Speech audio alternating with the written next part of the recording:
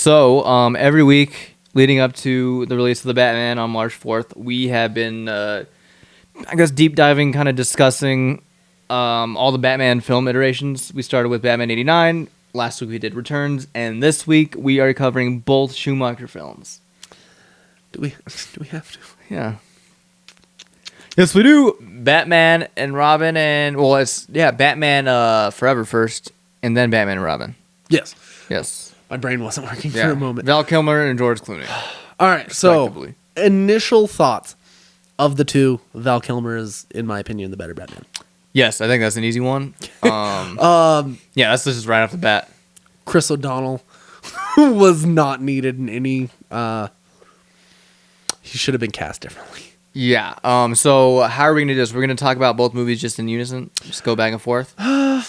Because we split it up into characters, then we split it up into story, and then we go into thoughts. So, let's go into characters from each.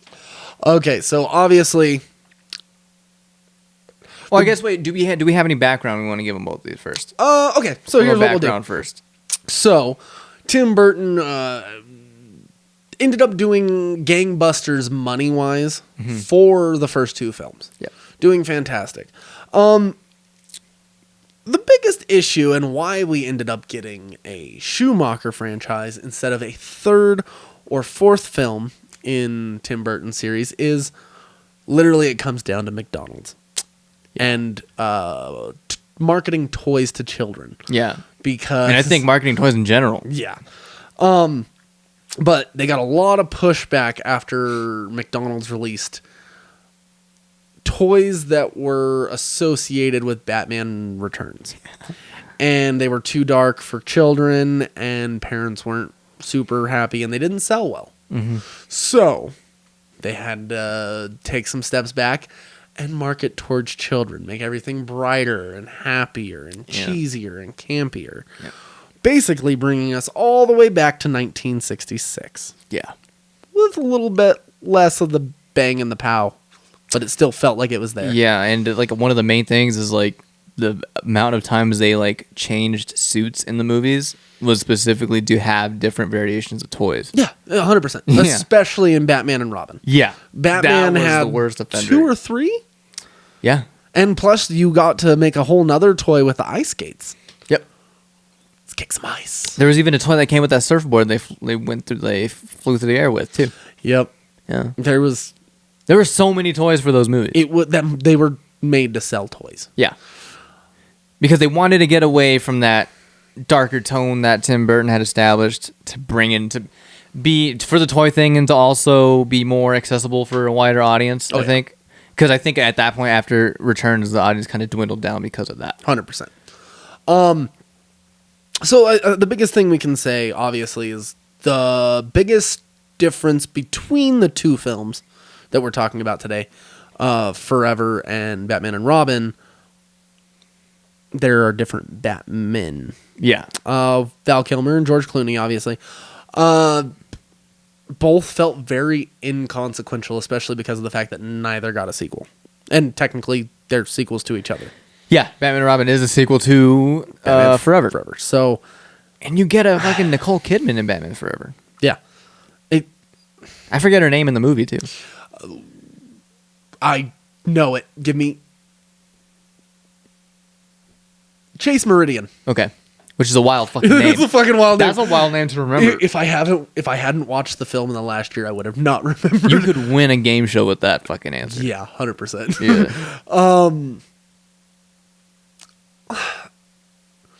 Yeah. There's a lot of Batman trivia that I could fucking pull out of my ass. Yeah. But yeah, going more into the characters. So, in Batman and Robin, he doesn't really have a love interest. Well, he does at the beginning, and then he completely fucking abandons her for Poison Ivy. Yeah. So she was inconsequential. Yeah, pretty much. We definitely got the same formula from the first two films for Batman Forever with Chase Meridian, with him chasing a girl the whole fucking time, basically. Yeah. A 30-year-old man played a horny teenager as Robin. Yep. How old is he now? He has to He's be in his pushing 40s 50. now. He's probably like 47, 48, I'd say. If he was 30 in 98, I don't know if he was actually 30. he looked 30. Let's see. Like, Rubber lips, Chris O'Donnell. rubber lips. Rubber lips are immune to your charm. He's 51? Told you, dude. Son of a bitch. Yeah. So he had to be around 30 when he played it. Let's see, because that movie came out in 97. Forever? Yep, in 97, and that was 25 years ago. So he'd have been 25. He'd have been 26. Yeah. That just seems bad casting. Yeah, so Timothy Chalamet would be a more convincing he would. teenager. Let's go over the villains in Batman Forever. All right. So in Batman Forever, we have the Riddler, Yes. Jim Carrey, And we got Two-Face. Tommy Lee Jones. Tommy Lee fucking Jones. We also got, as a background hench woman, Drew Barrymore. She plays... In Batman Returns? Yeah. I mean, Batman Forever? Yeah, she plays one of... there's two hench women for... I don't know who they're actually for. I think they're for Two-Face. Yeah. And- I don't think Jim Carrey's solo in that movie. Yeah. Until you meet up with him. Yeah, she's the blonde one. Son of a bitch. I don't know who the dark-haired chick is. I really don't. And that's fucking wild. You wouldn't think because even at that time, she was really big. Yeah. Because she took a small role for Scream, which was a year before Batman Forever. Damn. She purposely took a small role in I that think movie. she was taking rehab on her career at the time, too, though. Okay. Because of all the teenage issues she had. Yeah. So, yeah, that was interesting. I wasn't super excited for the combo of those two in that film. Yeah, it was kind of weird, I thought. Yeah, especially because they hated each other in real life. And they went the kind of basic ass, like stereotypical like villain forming for Jim Carrey. He's this goofy ass character, and then he makes a change. Yeah. Kind of like they did with Catwoman in the movie before. And they do that for a lot of villains, actually. Yeah. And they don't stick to like the comic book iterations almost at all. Yeah. And it kind of drove me nuts back then. Yeah. At least with Two-Face they did. But even then he was hyper... They're very vibrant. Yeah. They made him a lot happier than he should have been. In my opinion, Two-Face should be a lot more closely portrayed to the way he was in The Dark Knight. Yeah. Like, very dark. Even fucking in the Arkham games, he's kind of a little bit too hype for me. Yeah. I agree. My favorite version of Two-Face is Dark Knight Returns. Okay. No. Yeah, Dark Knight Returns, the cartoon. Yeah. Because he identifies more with the broken side of himself. And once he destroys his face, it makes him feel whole. Yeah. I'm like, that's fucking dark. It's an interesting take to take it, but they definitely don't do it here. Yeah, it's very camp. It's very camp, and I think Val Kilmer's Batman is more tame in this one compared to George Clooney's in the next movie. Yes. It's not as eccentric, and there's no back credit cards. There's no bat credit cards yet. Is there a bat nipples? There's not bat nipples yet either. Oh, there is. There is, right? Okay. They're not as prominent though. Yeah. Yeah. They're there, but they're not. Ping. Yeah. You couldn't cut glass with them. Let's put it that way. Yeah, for sure. And you get the Alfred from the past movie. You get the Alfred. You get the Gordon. Yep. But we change Harvey Dent for some reason. Who is Harvey Dent in this one? Well, that's Two-Face. Oh, yeah, duh. But in the first two films, it's he was played by Lando Calrissian actor. Oh, no. Give me... He did come back and play him in Lego Batman, though, too.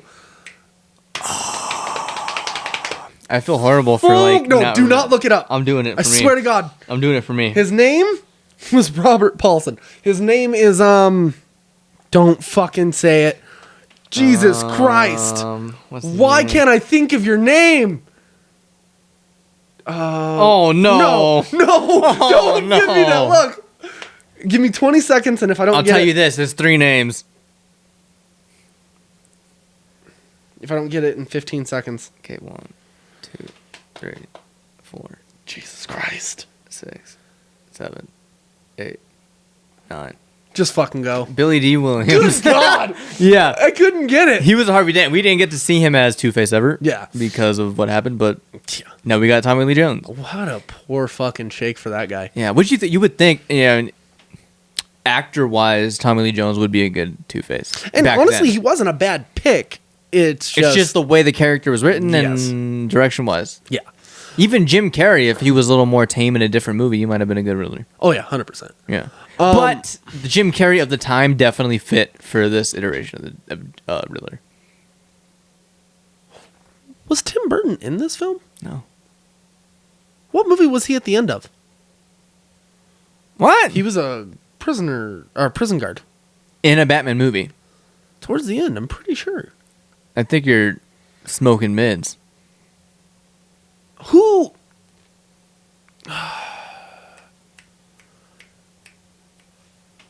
Who the fuck was it then? What do you mean?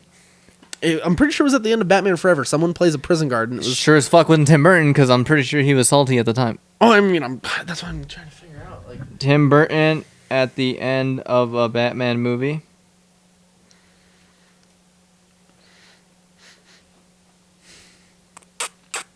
no, am I tripping? Nothing came up about him. Bum, bum, bum, bum, bum. Cameo at the end of Batman Forever. Yeah. At the end of Batman Forever. Because I don't even recall. Dun, dun, dun, dun. I'm not seeing shit for that either. I mean, because obviously The Doctor at the end of Arkham Asylum. Yeah. And let's see, it's on Reddit. Of course, it's on Reddit. Yeah, it looks like fucking Tim Burton, but it's not. It's just a reference to Tim Burton. His name is Dr. Burton. Isn't that actually okay? Who plays that though? Because that's Constable Otto. okay. I have no fucking clue who that is. Yeah. Yeah, it was just a reference to him. I do know in Batman and Robin there was a cameo by a prison guard who is the governor of Minnesota. Who? The governor of Minnesota? I don't know who the governor is. Yes, you do. No, I don't. Don't Currently? fuck with currently. What? He's still the governor of Minnesota, isn't he? I don't know what the fuck you're talking He's an about. actor, Well, wrestler. That don't fucking help. Edge? Theo Vaughn interviewed him. I can't think of his name. I need your help. Oh, Jesse Ventura. Yes. Okay. He played one of the prison guards for If you would, Mr. Freeze. As soon as you said wrestler, I didn't think of him. You should have just said he was in Predator. I mean, that's fair. Yeah. It probably was the safer way to go. I ain't got time to bleed. That's a hard fucking line. It is a hard line. It's fucking hard. Oh, I didn't even think about that though. The connection, because he plays the prison guard Arnold. for Arnold. Arnold. Arnold. Arnold. Arnold. Arnold. Let's kick some ice.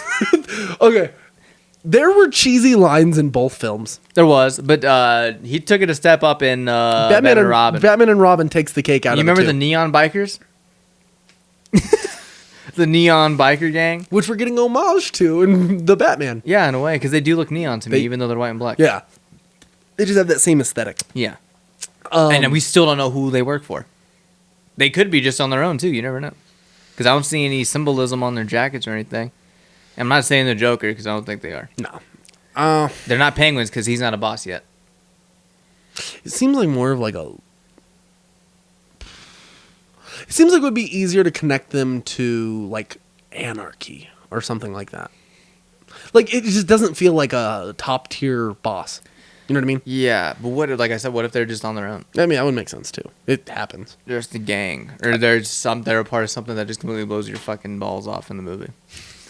You're like, oh, I never thought of that. Yeah, I don't know, but yeah, that was there was way too much fucking cheese spread on Batman and Robin. There was a lot in You just Batman Forever, but spread it on there. like it was like easy cheese. There bro. was a lot of bright colors in that movie. that was specifically. the sprayable cheese. That was easy cheese. Like Yeah. that was bad. Like yeah, that was the I don't know how to use this reference.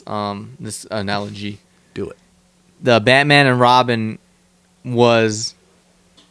is I can't do it. You know what you're wanting to I know say. what Just I say want it. to say, but I I don't can't care how say it. stupid it comes out. Just say it. So you know how no easy cheese like the Get the spray cheese. it's like a fun, like wacky, like food.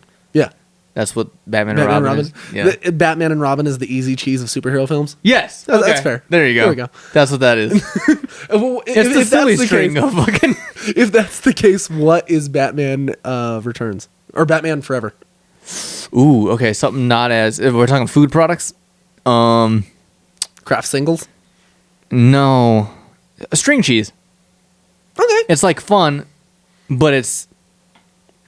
You can take it serious still. I can... I don't know why we use cheese products. Like, because it's cheesy.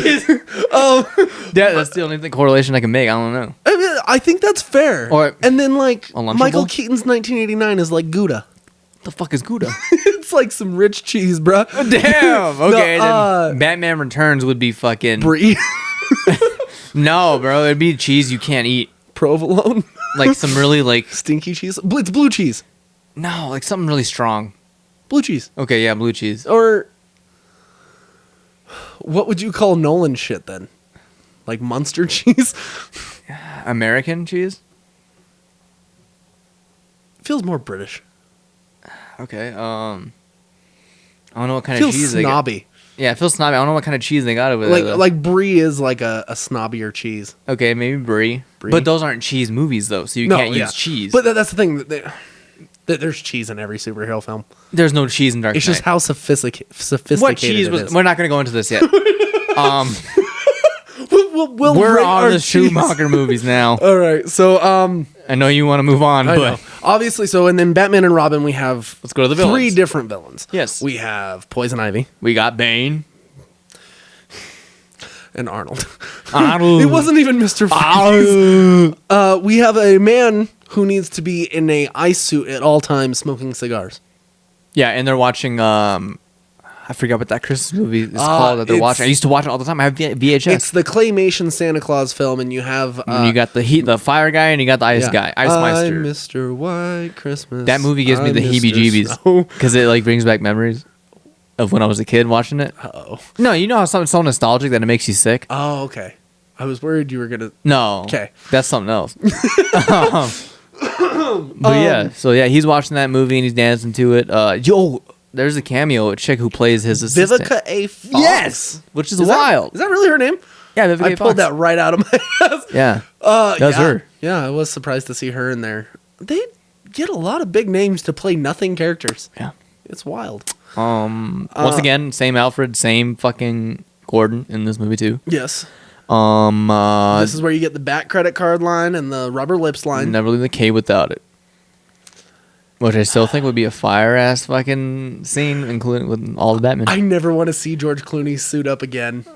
I got into an argument tonight with a friend on Facebook about Batman and Robin. Are you serious? Oh yeah, Can I find this? not like a legit argument. Oh, okay. We were just going back and forth talking shit Okay, is it on a post? on her post. So Oh, so I you don't probably know her. couldn't see it. Damn it. I mean, I could show you. Okay. But these are the two hardest movies to justify out of all the Batman catalog. Here's a quick fun fact. During Christian Bale's screen test for Batman Begins, he wore a Clooney suit. And Pattinson wore both. Yeah, because you can see it if you watch the screen test Mm-hmm. of Cillian Murphy too. Cillian Murphy wore George Clooney's suit when he was auditioning for Batman. Oh yeah, because he was auditioning. Yeah. That's wild. Yeah, so it's cool. It's funny to see them in the Clooney suit doing the I'm Batman.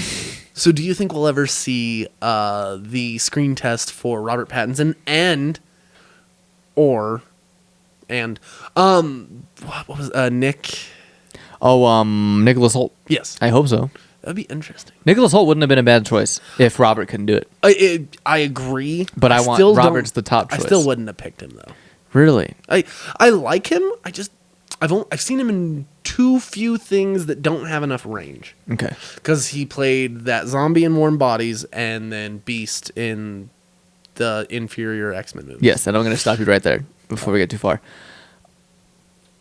Because I don't want to go on a tangent. We got plenty. Yeah, I was like, we wait, got what? plenty Okay. to talk about here. No, I completely agree. What did you think of Bane? I felt like it was okay. But I hated the fact that they dumbed him down to that level. I like how I like how he was like comic accurate in the way of like The Venom. Yeah, the Venom. I loved that. Yeah. But he's supposed to be like a genius level supervillain. Yeah. Like, almost on the same dialogue line as Mr. Freeze. Yeah. But this one, he just goes, ah! Yeah. That's something I think is sorely missing in a lot of films. Yeah. Which was one of the better aspects with the other version of Bane that we have seen. Mm-hmm. I'm not going to do it. Darkness is... I can't do it. You said darkness and shit. That's what it sounded like. So, plot-wise, I think... Which one would you say is stronger plot-wise? I would say Forever. Yeah, Barely. I think everything is stronger in Forever. And we're not talking by like a mile or anything. Yeah, we're talking about by a millimeter. Yeah, like the hair on your chin type shit. Like the size of fill in blank. I don't want to fill in the blank. Bing bong. Bing bong. So comparable things, cheesy dialogue is huge, but much worse in Batman and Robin. Yeah, and I understand what he was doing. Yes. Obviously. It was on purpose. It's what they paid him for. Yeah. It's the directives they gave him. Yep. It was you need a laugh a minute. Yep. And you can't have too much seriousness all at once. Yes, and as a result of his efforts, they had to shut down Batman for a long time. Yes, it was weirdly enough, it's almost the same formula that Marvel has gone with, just less. Marvel has a little less cheese. Yeah. And they say shit with a straight face. Whereas, like, these films were very, like, smirk on the side of your mouth. Ha ha. They were what they were on purpose. Real quick, rate both films. Oh, we're doing right before... Before we, like, really delve into it Really? and say why. Well, wow. it's because of the Wow. fact that we're doing Wow. these in a group. Wow. Batman Forever, I'm giving a 4. Okay. Batman and Robin, I'm giving it a 2. See, I was going to go 5 for Forever. I feel like it's too high. I can understand it. It just holds a special place in my heart. Okay. Batman and Robin, like, maybe a 3. On a good day. When I'm watching it with my son and I watch him smile and laugh. Well, you have kids, so I guess it makes it harder. You're disqualified. I'm just calling. I mean, hey, it's not like I'm like, oh, it's the best fucking Batman film of all time, which was the argument I got into on Facebook. Oh my god! Really? They were standing by that shit. Wow. Yeah. I mean, I can respect that in a way. If you're that like headstrong, I hate the song. First of all, I haven't heard that song in years. I guy's a douchebag. Fuck, I loved that song too when I was a kid. Man, I would have socked the shit out of you when I was a kid then, because I hated it back then. And Papa Roach right at the same time. I mean, I love Papa Rose back then. Last Resort. Yeah. I had no idea what the song meant back then. I used to sing the lyrics like a motherfucker. I was thinking it. I was like, come on! Even though I had no idea what it was. Right. It felt like... no. Yeah.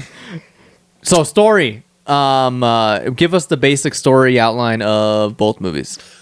Okay. Since you probably remember more than I do. I probably do. Yeah. So, Batman Forever, you open up with basically Two-Face robbing a bank. And then, as he does. Yeah. And Chase Meridian shows up and she's wow, she's like a government, or she's like basically being paid by the police department to do like... She's essentially like a therapist. So she's like kind of giving like psychological information or like insight to the police department. I do remember her wearing a lot of silk. And black. Yeah. And they do some stuff with like ink blots and stuff. Yeah. The sexual tension between her and Val Kilmer was palpable. Yeah. And you can touch it, you can feel it. You can cut it with a knife. Yeah. And then at the same time during all that, you have Edward Nigma, who works at Wayne Enterprises, who's developing this sort of a headpiece. Yeah, it's essentially VR. Oh, damn. He was ahead of his time. Right. But he ends up turning it into a mind control device. Yeah. Or something to steal people's like greatest fears and like use it against them, that type of shit. It's like a Scarecrow-esque. Yeah. And after Bruce Wayne basically brushes him to the side, says, no, we're dropping funding from this because you want it to happen too quick and you want to be full partner and all this. And he's like, I just don't see the benefit in this, blah, blah, blah. Makes him Bruce Wayne shit. Yeah, makes Bruce Wayne become The douchebag. The douchebag in his eyes. And he goes on like a full rampage, kills his boss, and ends up teaming up with Two-Face to take down the Batman. That's the general gist. It's an accelerated version. And it's a very basic story. Yes. Right before they team up, Two-Face kills Robin's parents at the circus, the way it's supposed to be. Yeah. And at least they got right. Compared to the next film, which I'll delve into my problems with that one. It was still weird seeing a 26-year-old man being adopted by a billionaire. But there's too much dissension between the two. Him going out for... Was he going out on races in the first one? Or, no, he was just going out trying to, like, find Two-Face to kill him, basically. Yeah. He was going on his own, like, solo... You never see him do anything wild. Yeah. But by the end of the film, Riddler and Two-Face end up kidnapping Chase Meridian, and Batman and Robin... Actually, did they also kidnap Robin? Or is it just... No. So I don't remember Robin being Robin in Batman Forever. Oh, yeah. He got the suit and everything. Really? Uh-huh. And it even had, like, a tinge of, like, green and red to it. Like, very light. I guess I don't remember that. Yeah. I just remember him mostly in the next one. But anyway, continue. Well, because for the first part of the film, like when he's trying to do a little bit of crime fighting, he uses his Flying Grayson's outfit, and then at the end, right before the final fight, Alfred gives him his suit. Okay. But Batman and Robin go save them, and They chase Meridian. And there's the big scene inside of my favorite thing from that film is the big scene where they break into Wayne Manor. Even though it completely fucks continuity, because it's like, hey, Wayne Manor just got, like, torn to shit, but we still don't know who Batman is. Oh, yeah. It's kind of fucking stupid. Yeah. It's very camp writing. Yeah. But then, so we get the final scene, they fight him. Everyone thinks that this is the time where Val Kilmer kills Two-Face, but they've gone back and said, like, no, he was careful, he didn't kill him, blah, blah, blah, blah, blah. And there's evidence as to why not. Yeah. That was in later in the film, stuff like that. But, yeah, that's about it. And then they come to the conclusion that Chase Meridian and Bruce Wayne shouldn't be together, and she's going to keep a secret. Yeah. In a story. Yep. That's basically it. They fry Riddler's brain. Okay, next one. Batman and Robin. Where do we start? Mr. Freeze is knocking over a lot of places trying to get... He's in a museum. Diamonds. Yeah, he's trying to get diamonds. Diamonds. Because that's what his suit runs off of. What keeps him cold. Because, as we all know, there's a really good story hidden somewhere for Mr. Freeze. Which they kind of touched on. They just camped the fuck out of it. With his wife and McGregor syndrome and all that. And blah, blah, blah, blah, blah. Then we also run into Poison Ivy and her boss. And she's also a goofy-ass character to begin with, right? Yeah, she's like a herpetologist. Yeah, all these villains, they start out as like goofy-ass. Yeah. Like, even today, there's some villains like that. The clumsy glasses-wearing supervillain. Who turns hot and fucking... Kristen Wiig? What? Just the formula. Oh, yeah. Yeah. I don't agree with the hot thing, though, but... No, the hot thing, but, just the attractive. sense of, like, sexiness, you know? Yeah. They definitely sexed Except her Uma up. Uma Thurman was, I felt, See, at I that never time. found her that attractive. Pulp Fiction, she was. That's the exception. I didn't even find her attractive in Kill Bill. She wasn't in Kill Bill. She was, I didn't find her attractive. But I also think that was the perfect thing to make that character believable. Well... yeah, just... All right, so... Stop! I know. Okay, so continue on with the story. With Batman and Robin. Robin has a big problem with authority in this one. Oh, also, continue. Poison Ivy creates Bane. Essentially, she like helps pump him up, and she like parades him around. I think she control him with her sense and shit. So it makes him that much stupider. He's like a prisoner on death row that they're experimenting on. Yeah.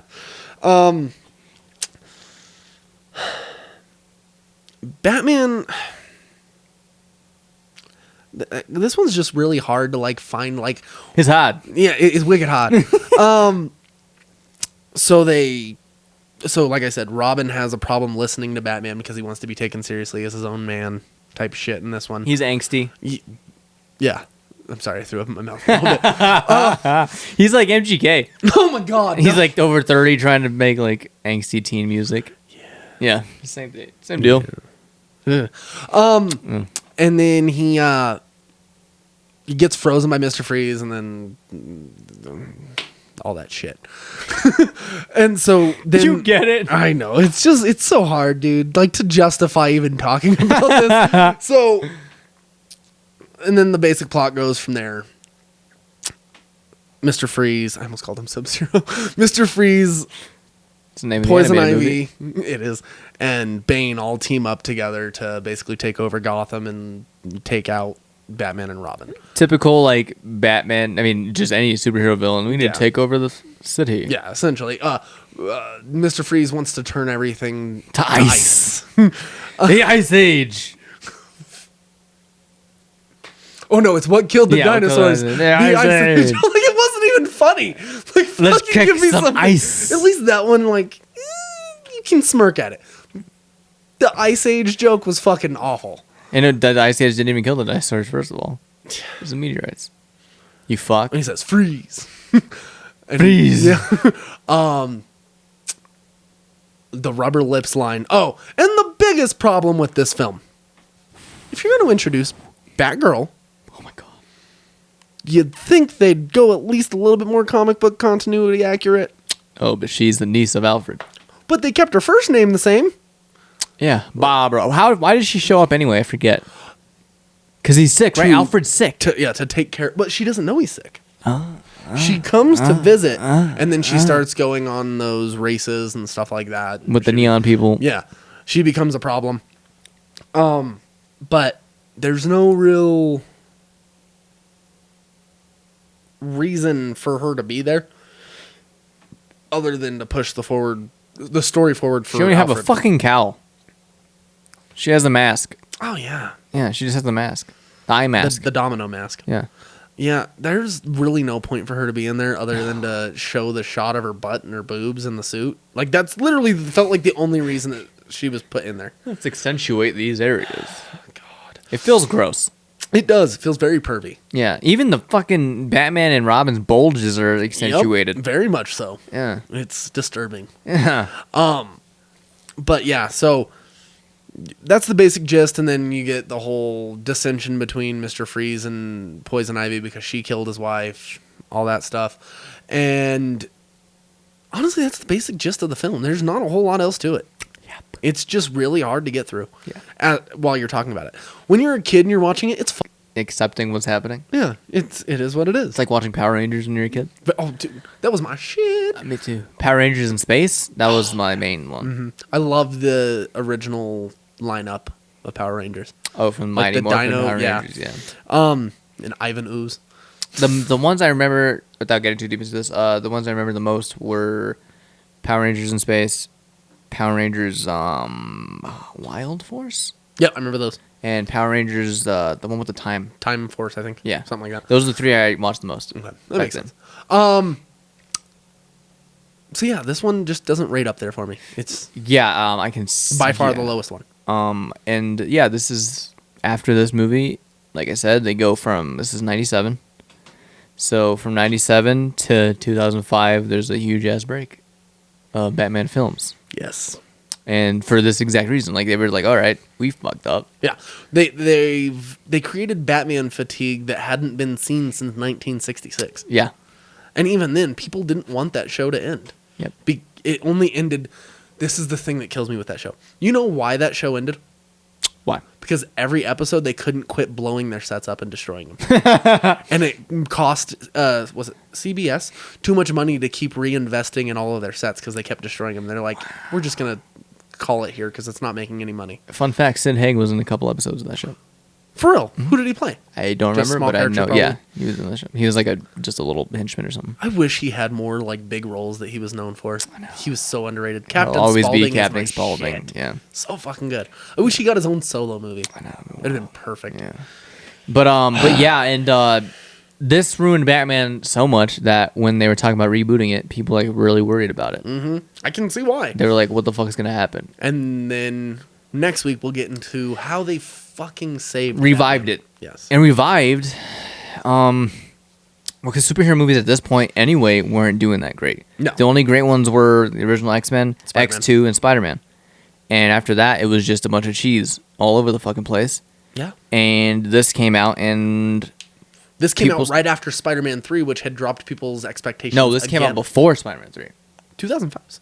2007 was Spider-Man 3. Holy fuck. Yeah. But when this... How does my brain not connect that was a year off from 2008's Dark Knight? Yeah. That's fucked. Yeah. That's wild fucked. Yep. But Batman Begins really brought back... point, you get the Dark Knight, obviously. You get Iron Man. 2008. Yeah, you get all these, like, a revival, pretty much. Yeah. Of these movies being taken serious. Yes. Literally, Iron Man and Dark Knight are the sole reasons that comic book films are taken as seriously as they are now. Yeah. Before that, it was very camp, very cheese. Yeah, and you can say after Batman and Robin, Spider-Man and X-Men were the reason why they were taken serious again after that. Yes. Until they weren't. Everything else was coming out. Until X3. X3, Catwoman, Daredevil, Fantastic Four, movies like this. Dude, I do such a good job repressing certain memories, and then you bring up Catwoman. Yeah. Like... Yeah. But yeah, so yeah, next week we'll get into the Nolan films and the impact that those had. Yes. And also we'll talk about Batfleck because I don't think there's enough to warrant its own episode. And like you said, Nolan kind of has a hand in a way. Yeah, he has a production credit on at least Man BVS. of Steel. Or is it? It started with Man of Steel. Did he have a production credit on BVS as well? Mm-hmm. Okay, yeah. So we'll definitely delve into that a little bit next week. We'll something more enjoyable to talk about. Yeah, I won't be so standoffish. Yeah. It'll be easier to stay on topic Yes. because I won't be dreading the conversation. Yeah.